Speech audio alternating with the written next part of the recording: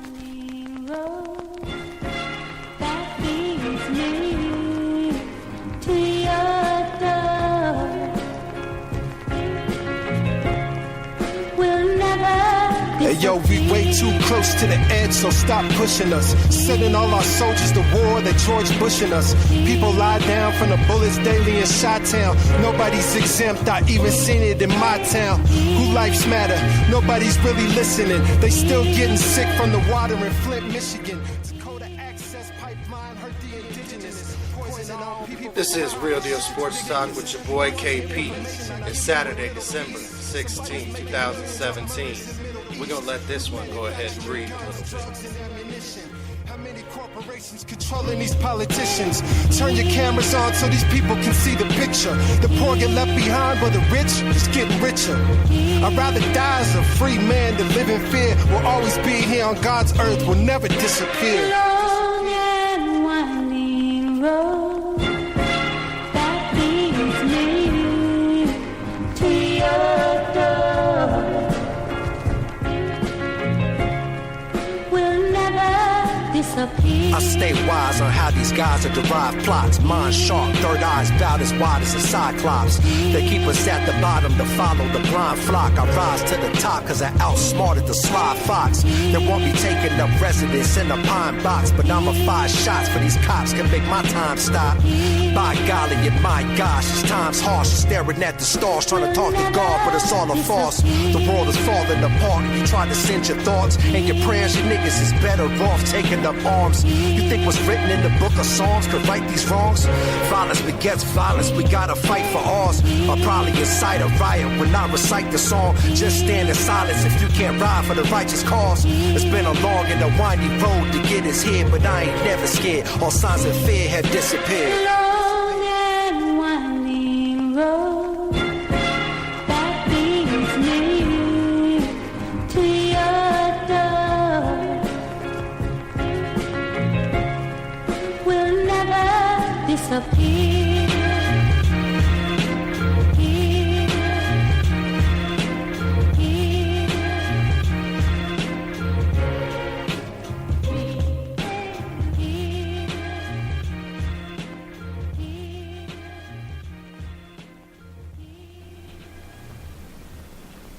Again, welcome back in. This is Real Deal Sports Talk with your boy KP. The track that you just listened to, that you just heard, that fire, that is by the Barbarians. Vivid Scientific and Don Banks, straight out of Denver, Colorado. Here repping some local music. We're going to have some of their music on our next few shows at the beginning and the end of each show. So stay tuned to the end of the show where we're going to have another one of the tracks. The one you just listened to right there was called Disappear, again by the Barbarians. If you're feeling it and you want to check them out on SoundCloud, check them out on Facebook. Go ahead and get at them because I'm telling you, they are bringing back the lyricists. None of this whack hip-hop no more. I'm proud to say I've known these men, these cats for a long time. And they are doing their thing, and Real Deal Sports Talk is going to rep them and help them out any way we can. On today's show, we have our Week 15 picks. We're going to go over the college football game, bowl game rundown. We're going to talk about these rumors that the XFL might be coming back. And, of course, at the end of the show, we will have another track by the Barbarians entitled Eulogy. So stay tuned for that, man. My tongue's all twisted up with my excitement for these guys right here. Proud of what they're doing. Let's get into the show. Let's talk some sports. That'll untwist my tongue as we get through this show. All right, let's jump right into... Well, actually, no. Let's not jump into the picks. Let's talk about where teams stand at this point in the season. You know, the total offense, the total defense statistics, things of that nature. It's the end of the year. We're getting ready to hit this playoff run. We got some surprising teams that are mixed up in this race. And, you know, me being a defensive-minded guy, me enjoying the defensive side of the ball a little more, than the other offensive side or special teams. Now, I played all three facets. I very rarely left the field in my playing days, but I'm a defensive-minded guy, very much so. Always enjoyed that more. Coming into this week's game, so prior to Thursday night's game, we were sitting with the Denver Broncos, of all teams, sitting at the number one total defense. And this is according to the NFL team total defensive statistics 2017 that ESPN.com has. So you can check them out if you want to. But coming into the week 15, the Denver Broncos had the number one overall defense in the league. Now, looking at their record, that just shows how pitiful the rest of their team has been this year. Now, after Thursday night's game, before some of these other teams have had a chance to play, Denver has fallen to fourth, with Jacksonville at number one right now, Minnesota and Philadelphia at 2 and 3, and Carolina rounding out the top 5 defenses. Now, all of those other teams in that top 5 still have to play. So there's a very good chance Denver goes right back to number one after this weekend is over. But you look at a team like Jacksonville, I talked about it at the beginning of this season, they had a lot of young studs on that defense. They brought in Calais Campbell, who I was touting as not only Defensive Player of the Year, but quite possibly MVP if defensive players got their just due with that award. What he's been able to do, because face it, a lot of those pieces were there for Jacksonville last year. They added a couple more free agents, they added Calais Campbell, and he has been the big dog on that defense that everybody has rallied behind, everybody has looked to, everybody's gone, okay, we do what he does. And I've been very impressed with that Jacksonville defense. Minnesota, this has kind of been a quiet year, I think, for Minnesota's defense. Not as many splashy plays, not as many big sacks. They haven't destroyed the Lions as much as they did in years past. Philadelphia's defense, honestly, they surprised me. I did not expect them to be this good. I thought they had a couple pieces, but I did not expect them to be playing as well as they are. Due credit there to Jim Schwartz, the defensive coordinator there for the Eagles. Everybody expected Denver's defense to be playing well, and we've talked about Carolina's defense many times on this show. So that's defensively top 5 teams. If you want to go top 10, you're going to add in Pittsburgh, Atlanta, surprisingly, Arizona, Tennessee, and the Chargers would round out the top 10 total defenses in the league. Might as well just hit all of them. Going in at 11 through 15, you have Chicago, Cleveland, Seattle, Baltimore, and New Orleans. Also a big surprise there with New Orleans. Cleveland, young pieces. A little surprised there at 12. But some young pieces there in Cleveland as well that are going to only get better. Now, 16 through 20, you got Miami, Dallas, the Rams, Cincinnati, Houston. Rounding out the top 20, Houston staying in the top 20, even with all the injuries they have. That's a testimony to the depth they have there for the Texans. 21 through 25, you have the Jets, the Raiders, the Bills, Washington, and San Francisco. And then rounding out 26 through 32, let's just finish it off. Green Bay, Detroit, Kansas City, New England, Tampa Bay, the Giants, who we all expected to have a much better defense this year, and last in the league, Indianapolis, in total defense. Total offense, that side of the ball. New Orleans, they're killing it this year. Drew Brees, solid quarterback, number 1 in the league. New England, number 2, solid. Tom Brady, solid quarterback. Offense revolves around what he does best. Philadelphia and Carson Wentz. We'll see what Nick Foles is able to do with that team. It's going to be much different. Carson Wentz was definitely in the MVP talks all season long, and losing him is going to change that team. How much, we'll have to see.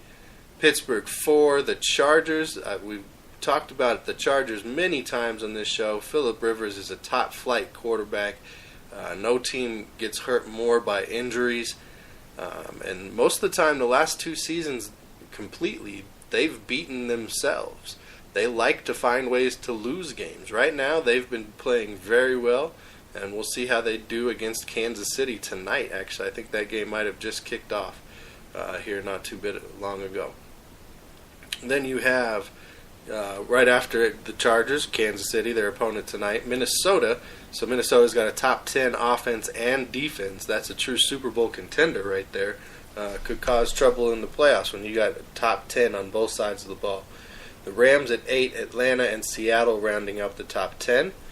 Jacksonville's offense, surprisingly, with Blake Bortles at quarterback, is at 11. So real close for them to have a top 10 offense as well. Tampa Bay, Denver, surprisingly at 13. That shows how bad the offense in the league has been this year if Denver's at 13. Houston, Detroit, rounding out the top 15.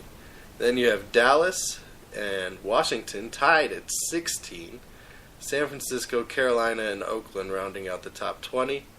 Arizona, Tennessee, Cleveland, and the Jets tied at 23. Green Bay rounds out the top 25. Then you have Indianapolis, Buffalo, Baltimore, Miami, the Giants, Chicago, and Cincinnati has the worst overall offense in the NFL this year.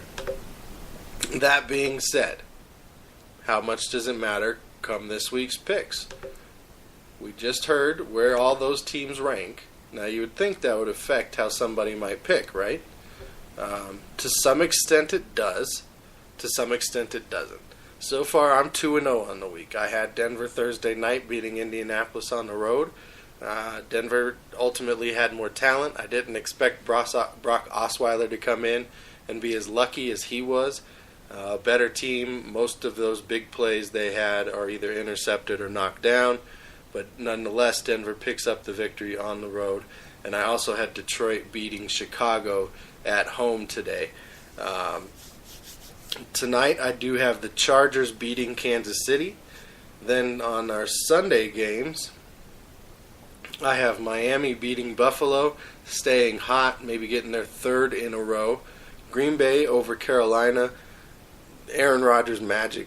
You know, I'm a couple games behind, so I had to pick some games where I might be able to pick somebody up, and Green Bay only had a 30% fan pick in this league. So I went ahead and took Green Bay with maybe some Aaron Rodgers magic against an inconsistent Carolina team this week. I'm also taking Baltimore over Cleveland. I think Cleveland's going to start shutting down on the season just like Detroit did when they went 0-16. I have Jacksonville beating Houston, Minnesota over Cincinnati, New Orleans taking out the Jets, the Giants upsetting Nick Foles and the Philadelphia Eagles this week. I'll take Washington over Arizona, Seattle to sweep the Rams this season and move into a tie in that NFC West division. I'll take New England to come back this week strong against Pittsburgh. San Francisco will take out Tennessee. I'll take Atlanta over Tampa Bay, and I will take Oakland to beat Dallas in a close one on Sunday night. Those are my picks. That's how I see them this week. If you'd like to tell me how wrong I am, you guys know how you can get at us. You can get us on Facebook, Real Deal Sports Talk with KP. We're on Twitter at Real Deal KVP. We're in the Google Plus world. You can find us there. You can always email the show, rdst.wkp@gmail. So many ways to get a hold of us. We'll have the text line coming back here shortly. We're going to get that back up and running with the new site that should be out around the beginning of the new year.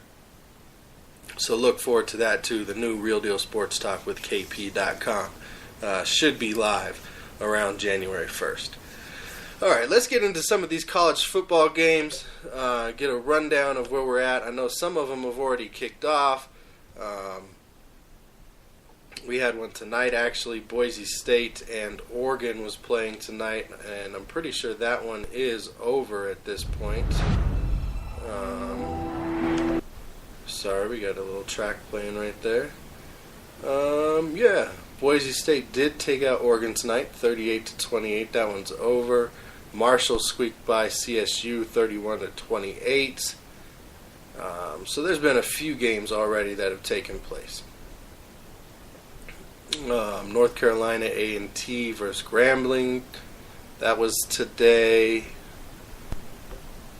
But there's some other big ones that we want to get to. Not so much today. As I'm going through the list here, I wish I would have watched more of the Boise State, tongue twister right there for me right now for some reason, an Oregon game, but I did not catch a lot of that as I was preparing a little bit for the show. But Boise State, did pull that one out 38-28. I thought Colorado State might get Marshall. Didn't have high hopes for Marshall in that one, but Marshall did pull that one out 31-28 there. Moving down, coming up on the 19th. You gotta love some of these bowls. I swear, some of these bowls out there are just, it's not what it used to be. I got to pull the old man card a little bit, I guess. All these ridiculous. This is a Cherry Bundy Tart Cherry Boca Raton Bowl.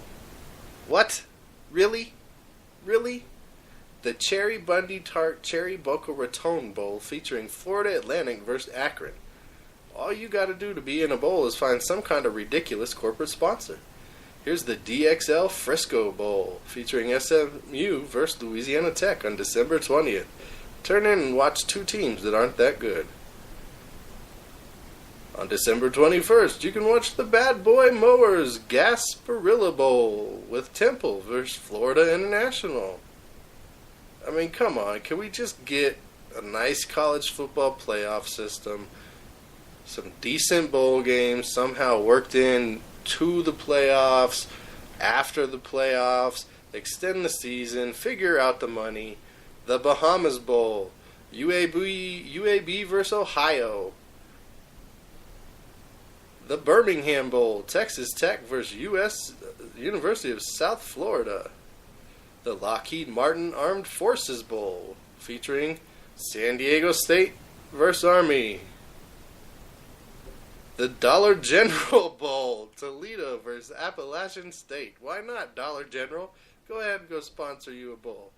That shows the state of the country that Dollar General has enough money from us middle class that they can sponsor a bowl game for millions and millions of dollars.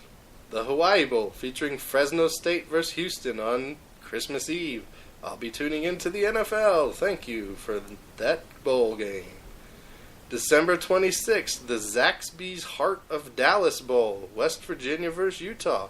Okay, now you're getting into teams that every now and then have been in the mix. The Quick Lane Bowl, Duke versus Northern Illinois.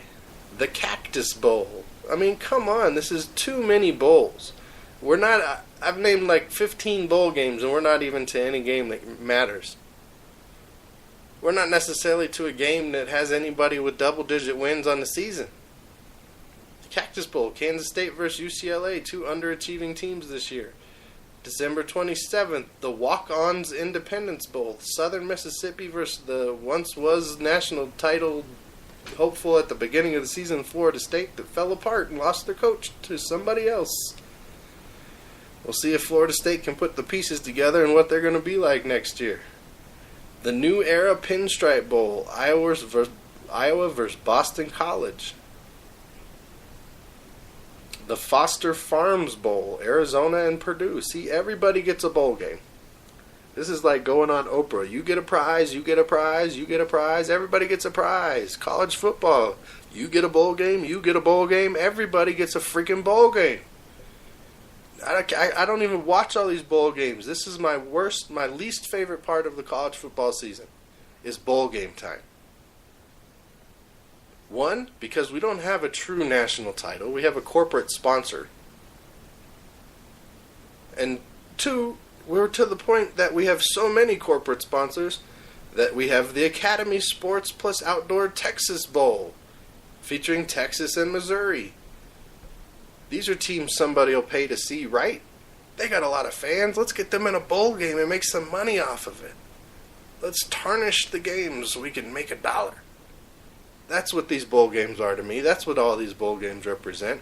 It's not another opportunities for these young men to display their skills and participate in a extra game after the season and a postseason type thing.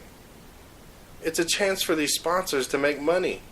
Look, here's another military bowl presented by Northrop Grumman, Virginia versus Navy. Really? We have 2 military bowls now. Okay. Camping World Bowl featuring Virginia Tech and Oklahoma State. Okay, they had decent seasons. But again, do we need all of these bowl games if we're not going to have a real playoff system and have 8, 16, 24, 32, whatever amount of teams? Then why have all of them go and play all these bowl games? Make these bowl games part of the playoff then. Figure it out. The Valero Alamo Bowl. It used to just be the Alamo Bowl. Now everything's sponsored with a title and a name and a company. Stanford versus TCU. That one could actually be pretty good. I would take Stanford. The San Diego County Credit Union Holiday Bowl. That one's just disappointing. It should just be Holiday Bowl. Some things you just don't change. Washington State versus Michigan State in the San Diego County Credit Union Holiday Bowl. You can't even say that title. It sounds so ridiculous. Almost to the end of December now, we have the Belk Bowl, Wake Forest and Texas A&M. Then we have the Hyundai Sun Bowl, featuring NC State and Arizona State. Have we found one that we're all interested in yet? Franklin American Mortgage Music City Bowl, Kentucky versus Northwestern. Okay, didn't know that one existed. The Nova Home Loans Arizona Bowl, New Mexico State versus Utah State. The Goodyear, here's the Cotton Bowl, but now it's the Goodyear Cotton Bowl Classic. USC and Ohio State. Should be a good game. I'll take Ohio State to actually dominate that game. December 30th, the Tax Slayer Bowl. Louisville versus Mississippi State. Then you have the AutoZone Liberty Bowl. Iowa State versus Memphis. There's a yawner. PlayStation Fiesta Bowl. You got Washington versus Penn State. I'll take Washington. I will take Washington in that game. The Capital One Orange Bowl. Okay, we're getting into them now. You got Wisconsin versus Miami. Does Miami come out with some attitude in this game? Does Miami come back with some swagger in this game? After what Clemson did to them? Does Wisconsin dominate time of possession? Put up some big plays? Get some turnovers? I'll go Miami. Why not? I'll take Miami in this one. I think they come back strong, show some bravado, show some heart, and get the victory there. The Outback Bowl on January 1st, Michigan versus South Carolina. Okay. How about the Chick-fil-A Peach Bowl, UCF versus Auburn? You got UCF talking about the SEC hasn't seen speed like theirs, and Auburn doesn't know what fast is, and all the comments coming out about speed this week. At least they're trying to make it interesting. We'll see if UCF can compete. Citrus Bowl, presented by Overton's, number 14. Notre Dame versus LSU. Number 17, LSU. The beginning of the season, you would have expected this to be a better game. Both sides would have thought, oh, if we're meeting in a bowl game, it's going to be in the college football playoff. Both teams didn't have the season that we're used to seeing out of these schools recently, but could be a good game for both teams. LSU has a chance to get one over Notre Dame here, and Notre Dame has a chance to show that, you know what, we were just a couple of plays away from being in the playoff. Then we have the college football playoff at the Rose Bowl game presented by Northwestern Mutual. Georgia and Oklahoma. This is going to be a great game. I don't know who I want to take in this one yet. If I had to pick today, based on the schedules they played this year, I would have to lean a little bit towards OU. I think they had a little bit more of impressive of a regular season. Then you have the college football playoff at the All-State Sugar Bowl, Alabama versus Clemson. Now, can Clemson win the rubber match between these two? The last 2 years, it went Alabama, Clemson. Now you got the rubber match in the college football playoff this year. Who's going to get it? I think Alabama's reeling a little bit. I think Clemson is still going to have that swagger. I'll take Clemson in this game.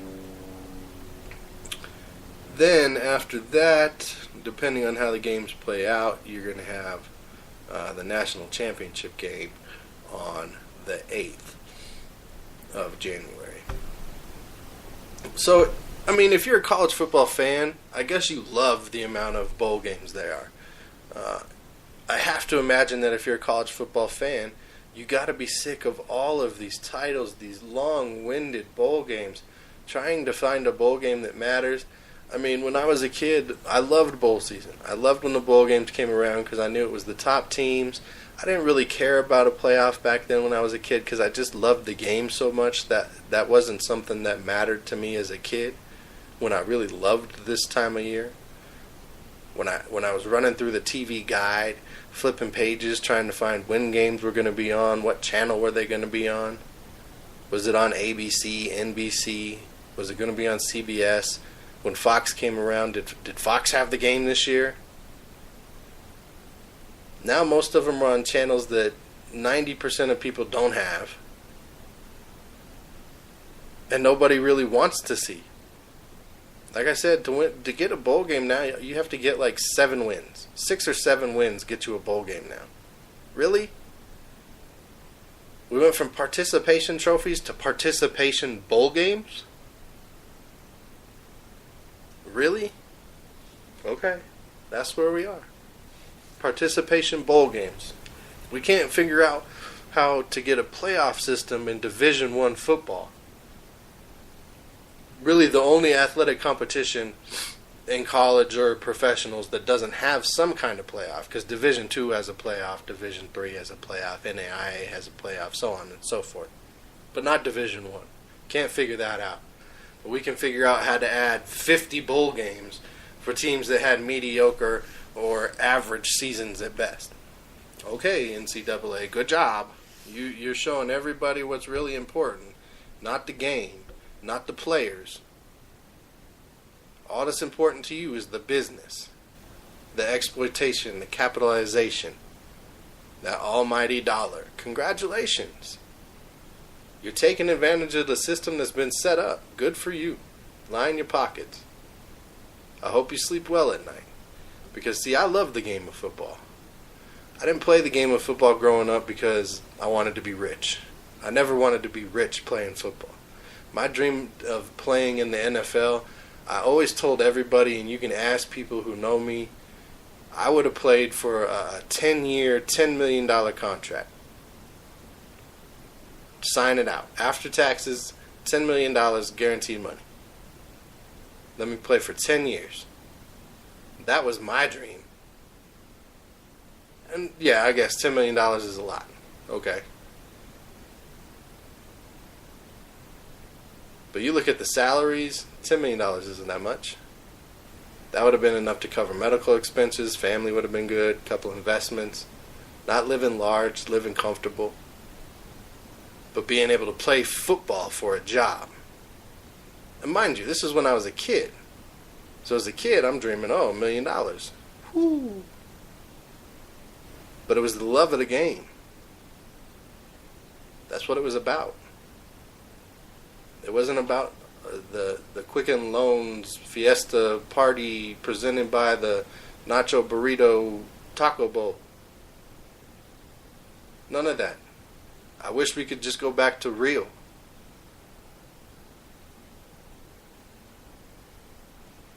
Can we all just get a little real? Wake up and be real. That would be great. What's not great, what I think is a joke, what I thought was a joke back when it first came out, and what I think is still a joke, is the idea of the XFL.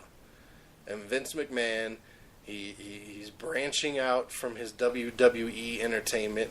He's got a totally separate entertainment group that he is building that supposedly could potentially lead to the return of the XFL with some kind of announcement potentially coming at the end of January in 2018. And other sports entertainment ventures as well, potentially being involved in this new venture of Vince McMahon. Well, great. It's the era of 45. The McMahons and 45 are all friends. go ahead and throw your money around. That's all it is. It's not going to go anywhere. You're not going to really compete with the NFL. To the people who thought it was great, you're not real football fans. You're a joke. You're probably a bunch of mouth breathers. You're the fanatics. You're the fools who get in fights at games. You're the ones who go to the game to get drunk. You're not there for the game. You're not really a fan.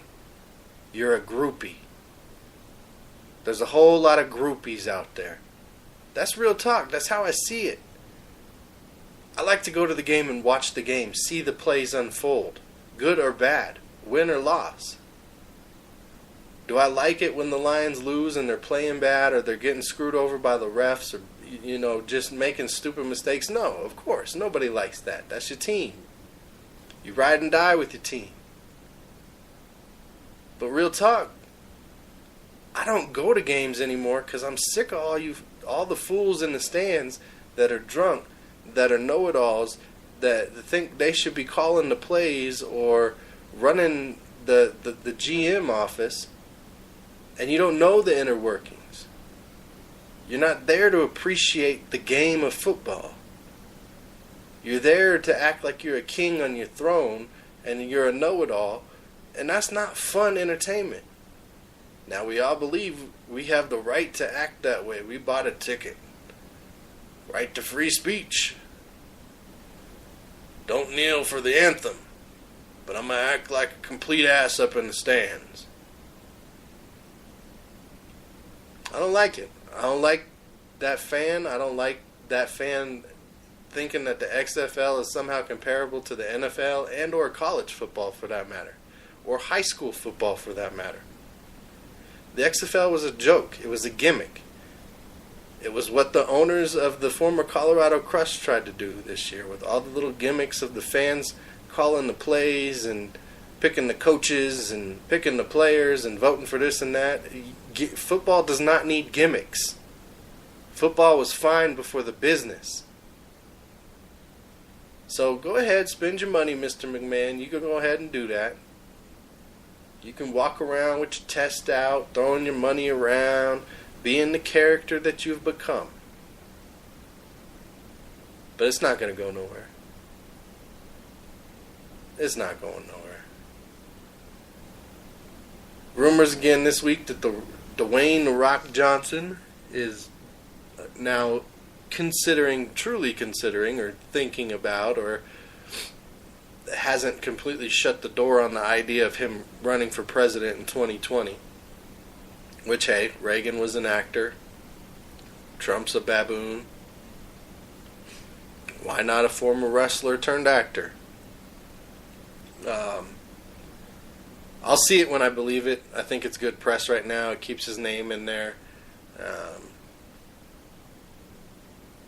He's still putting movies out. He's got Jumanji out right now. So the more his name's out there,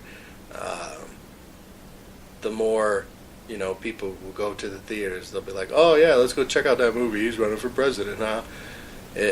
People are the most easily manipulated creatures, myself included. And we're in a little bit of a WWE, I like to say WWF, World Wildlife Foundation. I know you guys took the WWF an acronym, but WWF is what I grew up on, so forgive me if I say WWF every now and then and not WWE. I am referring to the wrestling, not the wonderful efforts of the World Wildlife Foundation. But we're in a little bit of a wrestling talk with the XFL, The Rock for president, which again, I'll believe it when I see it, and if it happens, it just goes to show where we are as a country, to go from Barack, quite possibly one of the best, if not in the conversation as one of the best presidents this country has had, to 45, to quite possibly a WWF wrestler turned actor. But coming out, another WWF wrestler potentially turning actor, Brock Lesnar. There's talks and reports being put out in the last couple days that he is slated to potentially play Ivan Drago's son in Creed 2. Not quite sure how that's going to work, as the character who played Creed in the first movie wasn't 40 years old. So why he would face a 40-year-old Brock Lesnar in the ring as Ivan Drago's son, I don't know. But we'll have to see how that plays out. It would have been much more interesting for something like this, in my mind, a few years ago, like 10 years ago, when Brock Lesnar was first coming on the scene, maybe even 15 years ago now, and was a little younger, a little more svelte. But now he's over 40. He doesn't quite look like a young boxer would, so we'll have to see how that plays out and if there's any truth to that story going forward. And the last thing I want to end up on tonight, there was a story going around this week about Devin Hester because he officially put in for retirement this week. He has retired. And questioning whether or not Devin Hester is a Hall of Famer. Now, I don't know how you guys feel about this.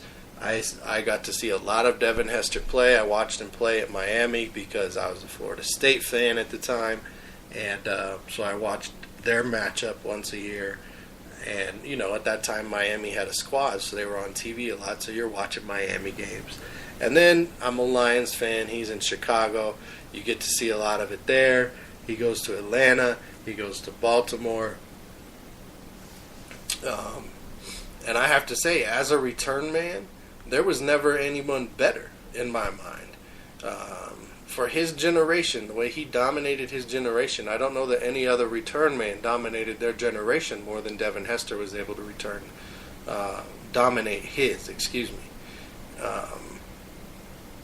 14 career punt returns for touchdown. 5 kick returns for touchdown. So that's 19 returns for touchdown in his career. He had 13 of those punt return touchdowns with Chicago, 1 with Atlanta. He had all 5 of his kick returns while he was with the Bears. In the playoffs, he had the big kick return in the Super Bowl for the Bears against the Colts. I called that one. We're sitting there at the Super Bowl party that year, and I said, look, man, this guy's dangerous. I would not be surprised if he returns this first kick for a touchdown. Sure enough, Devin Hester goes out there, does not hesitate to show out, and he puts up a kick return touchdown in the Super Bowl. First career kick return in the Super Bowl. Didn't have a lot of playoff games. Only played 3 seasons where he made it to the playoffs. 06, 2010, and 2016 while he was with Seattle for a little bit. But just on the returns alone, the way he flipped the field, the way teams tried to kick away from him and they couldn't, he transcended everything in the return game. He was sure-handed. He was quick. He knew how to set blockers up. Wasn't much of a defender. Played a little bit at receiver. He had over 3,000 yards receiving in his career on a little over 250 receptions, 255 receptions, 16 receiving touchdowns. He ran the ball in his career, not a lot, only 116 rushing yards. Had over 7,000 kick return yards. Fumbled 11 times on those kick returns in his career. But when you have 295 returns and you're as dangerous in trying to make as many plays as he is, you're bound to have some. 96-yard returns, 97-yard returns, 98-yard returns. Game-changing. Longest punt return of his career, 89 yards. That's a kick return distance. That's not a punt return. That's a kick return. 3,600 yards of punt returns. Over 11,000 return yards in his career. Then you throw in his 3,000 receiving yards. You're at 14,000 yards. Almost 15,000 yards total on return yards and offensive yards. Played a little bit of defense, not much. He was a corner coming out of college and a return man. Had 18 tackles in his career.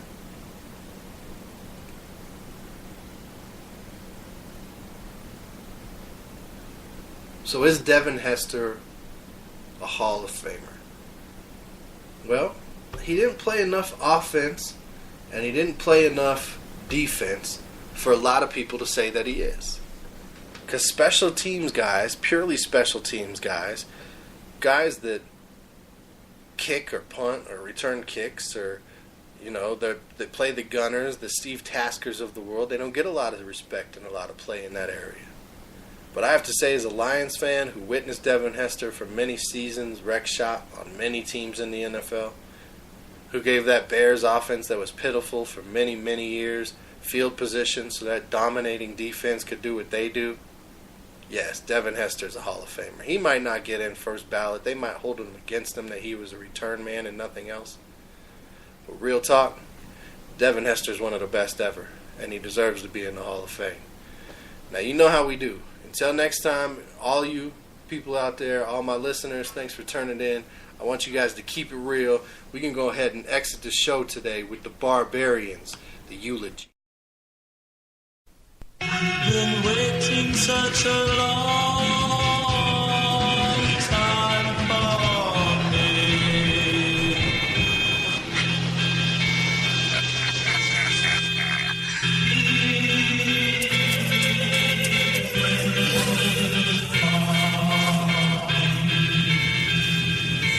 This is the Cedro Zombie.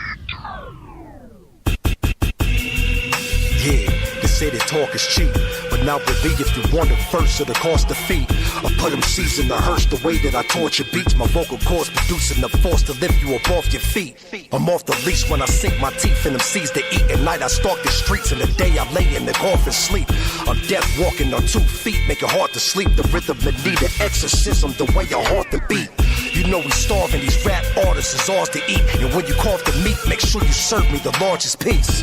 Fuck peace, I ain't stopping till they all deceased. Ravaged through the underground scene like a savage beast. Nightmare on Elm Street, damn it's been a wild day.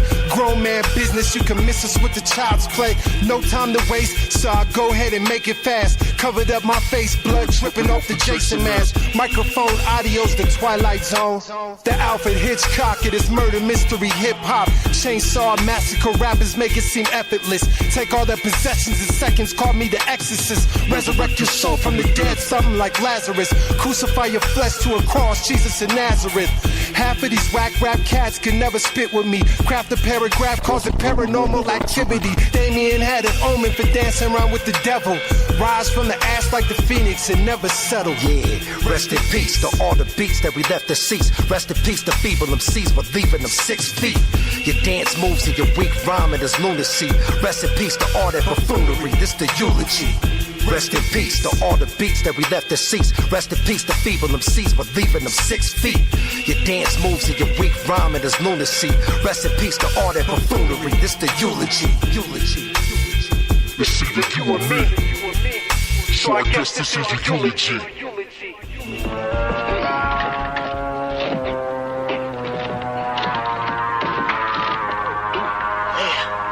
does the power come from? The living among the dead.